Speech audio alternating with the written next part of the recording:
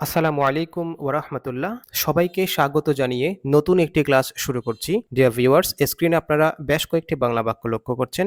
বাক্যগুলোতে দেওয়া আছে রাকিব তার বাড়ির কাজটি শেষ করেছে। দ্বিতীয় বাক্যে আছে আমি মুহাম্মদ সাল্লাল্লাহু আলাইহি ওয়াসাল্লামের জীবনী পড়েছি। তৃতীয় বাক্যে আছে সে ৫ বছর ধরে এই কলেজে পড়েছে এবং চতুর্থ বাক্যে আছে আমরা সকাল থেকে মুরগটি ধরার চেষ্টা করেছি। ডিয়ার ভিউয়ার্স, আমরা বাংলায় কথা বলার সময় এই ধরনের ক্রিয়ার রূপ দিয়ে বিভিন্ন বাক্য ব্যবহার করি। খেয়াল করুন, আমি এখানে ক্রিয়ার রূপটি একটু বিশ্লেষণ করে দেখাই। যদি আমি অর্থে ক্রিয়ার রূপটি ব্যবহার করি তখন হবে করেছি, অর্থাৎ আমি করেছি।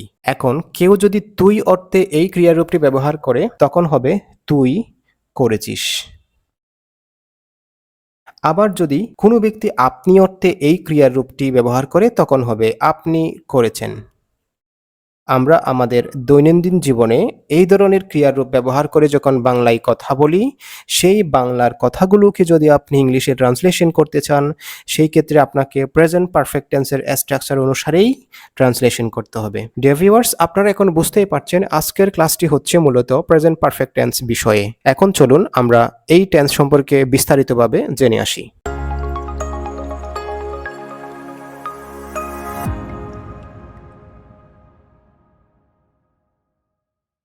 প্রেজেন্ট পারফেক্ট টেন্স এটাকে বাংলায় বলা হয় পুরাগঠিত বর্তমানকাল। পুরাগঠিত মানে হচ্ছে কোনো কাজ পূর্ব থেকে শুরু হয়েছে কিন্তু তার ফলাফলটা বাকি থাকে, এইরূপ বোঝায়। চলুন সংজ্ঞাটা একটু খেয়াল করি। বর্তমানকালে কোনো কাজ শুরু হয়ে শেষ হয়ে গেছে কিন্তু তার ফলাফলটা এখনো বাকি আছে, এইরূপ বোঝালে সেটিকে আমরা প্রেজেন্ট পারফেক্ট টেন্স বলতে পারি। একটা উদাহরণ দিয়ে বিষয়টা আরো ক্লিয়ার করে দিচ্ছি। মনে করুন আমরা পরীক্ষা দিয়েছি। আমরা পরীক্ষার হলে প্রায় ৩ থেকে ৪ ঘন্টা পর্যন্ত লিখে পরীক্ষা শেষ করে হল থেকে বেরিয়ে আসি। শেষ করার পরে সাথে সাথেই কিন্তু আমরা আমাদের পরীক্ষার রেজাল্ট পাই না। রেজাল্ট পাওয়ার জন্য আমাদেরকে বেশ কিছুদিন অপেক্ষা করতে হয়। তার মানে কোনো কাজ বর্তমানকালে শুরু হয়ে শেষ হয়ে যায় কিন্তু তার ফলাফলটা বাকি থাকে, এইরকম বোঝালে তখন সেটা হবে প্রেজেন্ট পারফেক্ট টেন্স। আর সেই ক্ষেত্রে বাংলা ক্রিয়ার রূপগুলো হবে করেছি, করেছিস, করেছেন, এইরকম। এখন চলুন প্রেজেন্ট পারফেক্ট টেন্স অনুসারে আমরা যদি বাংলাকে ইংলিশে ট্রান্সলেশন করতে চাই তখন তার স্ট্রাকচারটি কেমন হবে সেটা দেখে নিই। স্ট্রাকচারকে বাংলায় বলা হয় গঠন প্রণালী। এই গঠন প্রণালী অনুসারে আপনাকে প্রথমেই বসাতে হবে সাবজেক্ট। সাবজেক্ট মানে হচ্ছে কর্তা, মূল কাজটি যেই করে সেই হচ্ছে সাবজেক্ট। সাবজেক্টের পরে আপনাকে বসাতে হবে হ্যাভ অথবা হ্যাজ। হ্যাভ এবং হ্যাজ থেকে কোনটা আপনি বসাবেন? সহজ কথাই, সাবজেক্ট যদি থার্ড পারসন সিঙ্গুলার নাম্বার হয় তাহলে আপনি বসাবেন হ্যাজ, আর এর ব্যতিক্রম হলে বসাতে হবে হ্যাভ। হ্যাভ এবং হ্যাজের পরে আপনি বসাবেন ভার্ব 3। ভার্ব 3 মানে হচ্ছে ভার্বের ফার্স্ট পার্টিসিপাল ফর্ম। ভার্ব 3 এর পরে আপনি বসাবেন অবজেক্ট অথবা অ্যাডভার্ব। মনে রাখবেন কোনো কোনো সেন্টেন্সে অবজেক্ট বা অ্যাডভার্ব না বসালেও চলে। আমাদের মূল স্ট্রাকচার হচ্ছে সাবজেক্ট থেকে ভার্ব 3 পর্যন্ত। ডিয়ার ভিউয়ার্স, এই স্ট্রাকচার ফলো করে আমরা এখন নিচের বাক্যগুলোকে ইংলিশে ট্রান্সলেশন করব। রাকিব তার বাড়ির কাজটি শেষ করেছে। স্ট্রাকচার অনুসারে আমরা প্রথমে বসাবো সাবজেক্ট। এখানে সাবজেক্ট হচ্ছে রাকিব। সাবজেক্টের পরে বসাতে হবে অক্সিলারি হিসেবে হ্যাভ অথবা হ্যাজ।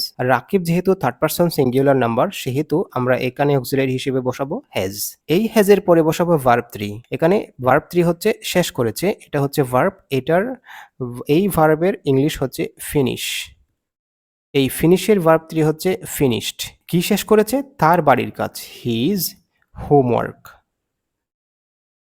ডিয়ার ভিউয়ার্স, এটা হচ্ছে একটি অ্যাফার্মেটিভ সেন্টেন্স। আপনি যদি এই অ্যাফার্মেটিভ সেন্টেন্সকে নেগেটিভ করতে চান তাহলে অক্সিলারি ভার্ব হ্যাজ এর পরে জাস্ট একটি এনওটি নট বসিয়ে দিলেই চলবে। নেগেটিভের ক্ষেত্রে এই সেন্টেন্সটি হবে Rakib has not finished his homework. Rakib তার বাড়ির কাজটি শেষ করেনি। এখন চলুন দ্বিতীয় বাক্যটিকে ইংলিশে অনুবাদ করি। বাক্যের সাবজেক্ট হচ্ছে আই, আমি।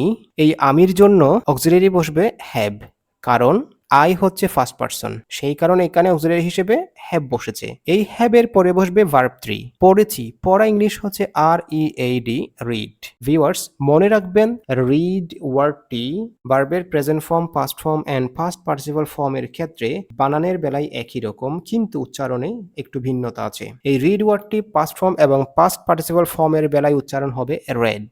তাহলে এই ক্ষেত্রে রাইট অ্যান্সার হচ্ছে আই হ্যাভ রেড, আমি পড়েছি দ্য অটোবায়োগ্রাফি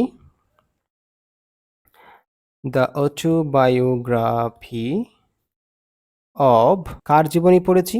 অব মুহাম্মদ সাল্লাল্লাহু আলাইহি ওয়াসাল্লাম। এই বাক্যটিকে আপনি যদি নেগেটিভ করতে চান তাহলে হ্যাভ এর পরে জাস্ট একটা এনওটি নট বসিয়ে দিলেই চলবে। এখন চলুন নিচের বাক্যটিকে অনুবাদ করি। সে ৫ বছর ধরে এই কলেজে পড়েছে। তাহলে এখানে সাবজেক্ট হচ্ছে হি। এই হি এর পর অক্সিলারি হিসেবে বসবে HAS হ্যাজ, কারণ হি হচ্ছে থার্ড পারসন সিঙ্গুলার নাম্বার। এরপরে বসবে ভার্ব ৩ পড়েছে, হি হ্যাজ রেড। কোথায় পড়েছে? In this college. In this college ৫ বছর ধরে। এই বাংলাটার মধ্যে ধরে নামক একটা শব্দ আছে। এই শব্দটি দ্বারা একটা মোট সময় বোঝাচ্ছে, যেটাকে ইংলিশে বলা হয় ডিউরেশন অফ টাইম, অর্থাৎ কোনো সময়ের মোট অংশ বোঝায়। তাহলে আমরা ধরে থাকলে কোনো বাক্যে, সেই ক্ষেত্রে আমরা ইংলিশ ইউজ করব FOR ফর নামক প্রিপোজিশনটি, ফর 5 ইয়ার্স। মনে রাখবেন এখানে 5 হচ্ছে একটা প্লুরাল ওয়ার্ড বা বর্ণ, সেই কারণে এখানে অতিরিক্ত ইয়ারের শেষে এস যুক্ত করতে হয়েছে। He has red in this college for 5 years. এখন আমরা একদম লাস্ট বাক্যটিকে ইংলিশে অনুবাদ করি। এখানে সাবজেক্ট হচ্ছে আমরা, আমরার জন্য বসবে উই। উই এর জন্য অক্সিলারি হিসেবে বসবে হ্যাভ। উই হ্যাভ ধরার চেষ্টা করেছি। উই হ্যাভ চেষ্টা করে ইংলিশ হচ্ছে ট্রাই। এই ট্রাই এর পাস্ট পার্টিসিপল ফর্ম হচ্ছে ট্রাইড। উই হ্যাভ ট্রাইড আমরা চেষ্টা করেছি ধরার। ধরার ইংলিশ হচ্ছে টু ক্যাচ। কি ক্যাচ করার চেষ্টা করেছি? মোরগটি, দ্য কক। এখন খেয়াল করুন থেকে।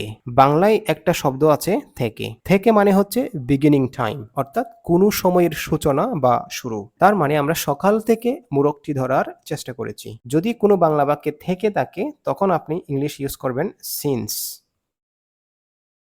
কখন থেকে? সকাল থেকে। তখন আপনি বসাবেন সিন্স মর্নিং, সকাল থেকে।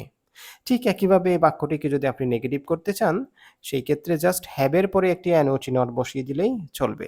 ডিয়ার ভিউয়ার্স, আপনারা এখন স্ক্রিনে দেখতে পাচ্ছেন কতগুলো ওয়ার্ড। এই ওয়ার্ডগুলোকে বলা হয় প্রেজেন্ট পারফেক্ট টেন্স মার্কার, অর্থাৎ কোনো সেন্টেন্সে আপনারা যদি এই ওয়ার্ডগুলো থেকে যে কোনো একটা দেখেন, তখন মনে রাখবেন সেটা অধিকাংশ ক্ষেত্রে প্রেজেন্ট পারফেক্ট টেন্স হওয়ার সম্ভাবনাই থাকে। ওয়ার্ডগুলো হচ্ছে just, just now, already, yet, ever, lately, recently ইত্যাদি। এই ওয়ার্ডগুলো থেকে আমি এখন আপনাদেরকে দেখাবো অলরেডি এবং ইয়েটের ব্যবহার বিধি, কারণ এই দুটি ওয়ার্ডের ব্যবহার বিধিটা মোস্ট ইম্পর্টেন্ট। বিভিন্ন পরীক্ষায় এই দুটি ওয়ার্ডের ব্যবহার বিধি থেকে প্রশ্ন এসে থাকে।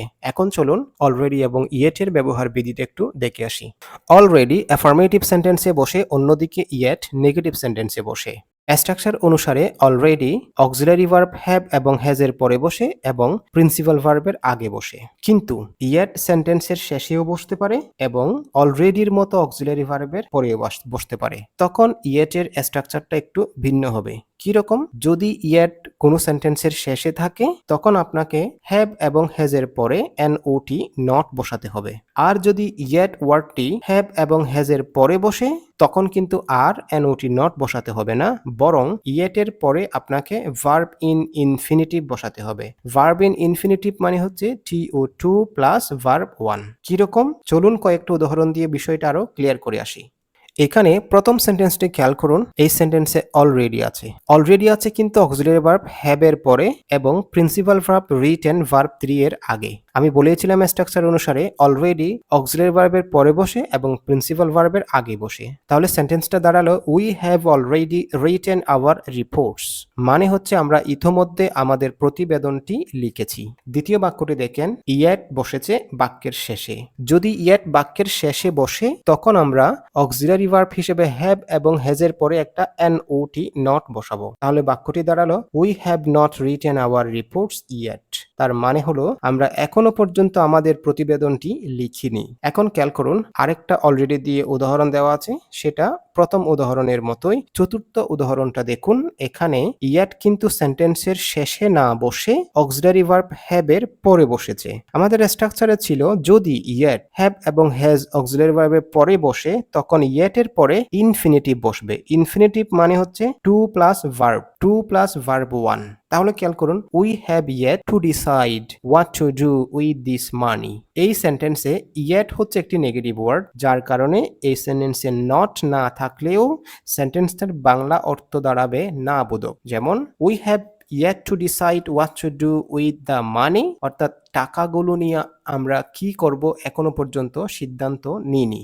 বা we have yet to decide, আমরা এখনো পর্যন্ত সিদ্ধান্ত নিতে পারিনি what to do, কি করব with the money, টাকাগুলো দিয়ে। একইভাবে যদি এই সেন্টেন্সে আপনি yet ওয়ার্ডটি সেন্টেন্সের শেষে বসান তখন কিন্তু সেন্টেন্সটা হবে এইরকম, we have not decided what to do with the money। খেয়াল করুন, yet সেন্টেন্সের শেষে বসার কারণে আমরা অক্সিলারি ভার্ব have এর পরে not বসিয়েছি, এরপরে ভার্ব 3 বসেছে। ডিয়ার ভিউয়ার্স, মোস্ট ইম্পর্ট্যান্ট বিষয় হচ্ছে yet যখন সেন্টেন্সের শেষে বসবে তখন সেটা প্রেজেন্ট পারফেক্ট টেন্স হবে, কিন্তু yet যখন অক্সিলারি ভার্বের পরে বসবে তখন সেটা কিন্তু প্রেজেন্ট ইনডেফিনিট টেন্স। বিষয়টার মধ্যে কিছুটা পার্থক্য আছে, অর্থাৎ yet প্রেজেন্ট ইনডেফিনিট টেন্সেও বসতে পারে, প্রেজেন্ট পারফেক্ট টেন্সেও বসতে পারে, তবে মনে রাখবেন বেশিরভাগ ক্ষেত্রে প্রেজেন্ট পারফেক্ট টেন্সে বসে।